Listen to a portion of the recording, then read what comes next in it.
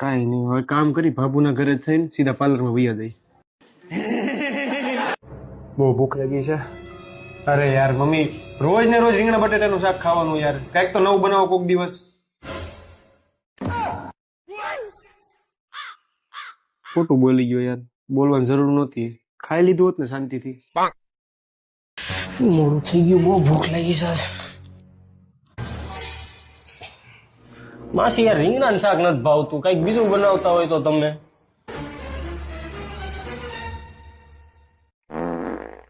લે તે શાળા ક્યારે લાગે છે?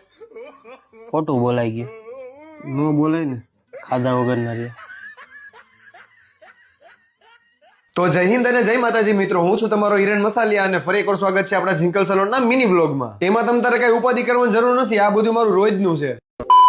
ત્યારબાદ બાબુના ઘરેથી ઠેકીને અમે આવી ગયા ડાયરેક્ટ સલોનમાં, અને આ ક્લાયન્ટ આવી ગયા સ્પેશિયલી આપણી પાસે રાજકોટથી હેર કટ કરાવવા માટે. અને ઈ મેડમે મને આવીને એવું કીધું કે હિરેનભાઈ મારો ગ્રોથ સાવ ઓછો છે અને મારા પતલા હેર છે, એટલે મને ઈ પ્રમાણે તમે હેર કટ કરી આપો. એટલે મેં કીધું ચલો કઈ વાંધો નહીં, ઈ પ્રમાણે કરી આપીએ. પછી તો શું હોય મિત્રો, ફટાફટ જ ઈ મેડમનું કામ મેં સ્ટાર્ટ કરી દીધું ને હેર કટ, બ્લો ડ્રાય અને શાઇન સ્પ્રે કરીને આ હતો ઈ મેડમનો ફાઇનલ લુક, જે એમના ફેસ શેપ ઉપર જોરદાર લાગતો હતો અને ઈ મેડમને ગમ્યું બી બહુ. ત્યારબાદ આ ક્લાયન્ટ આવી ગયા સ્પેશિયલી સુરતથી આપણી પાસે બટરફ્લાય હેર કટ કરવા માટે. અને ખરેખર મિત્રો એક વસ્તુ તમને કહું ને તો સુરતથી આ વખતે મારી પાસે બહુ બધા ક્લાયન્ટ્સ આવ્યા છે. તો તમે ક્યાં ક્યાંથી મારો બ્લોગ જોશો જરા કોમેન્ટમાં કહી દો ને. અને લાસ્ટમાં હેર કટ, બ્લો ડ્રાય અને શાઇન સ્પ્રે કરીને આ બી હતો ઈ મેડમનો બટરફ્લાય નો ફાઇનલ લુક. ત્યારબાદ આ ક્લાયન્ટ બી આવી ગયા હતા સ્પેશિયલી સુરતથી આપણી પાસે હેર કટ કરાવવા માટે. હું તમને કહું તો શું કે મારી પાસે બહુ બધા સુરતના ક્લાયન્ટ આવ્યા હતા અને આ મેડમને કરાવવાના હતા વુલ્ફ કટ. પછી તો શું હોય મિત્રો, ફટાફટ જ મેડમનું કામ મેં સ્ટાર્ટ કરી દીધું અને આ હતો વુલ્ફ કટ નો ફાઇનલ લુક. ત્યારબાદ આ ક્લાયન્ટ હતા સ્પેશિયલી અમારા બાબરાના, હાઈસ કોક તો બાબરાનું એવું, અને આ મેડમને કરાવવાના હતા બટરફ્લાય હેર કટ. પછી તો શું હોય મિત્રો, ફટાફટ જ મેડમનું બી કામ મેં ફટાફટ સ્ટાર્ટ કરી દીધું અને આ હતો ઈ મેડમનો ફાઇનલ લુક. મિત્રો જોઈ શકો છો તમે બટરફ્લાય નો ફાઇનલ લુક. ત્યારબાદ આ ક્લાયન્ટ આવી ગયા હતા સ્પેશિયલી ગઢડાથી આપણી પાસે હેર કટ કરાવવા માટે અને એમને કરાવવાના હતા બટરફ્લાય હેર કટ. અને ફટાફટ જ હેર કટિંગ નું કામ સ્ટાર્ટ કરી દીધું. હવે તમને બધાને એમ થતું હોય છે કે આ બધા માસ્ક આ પહેર્યું છે.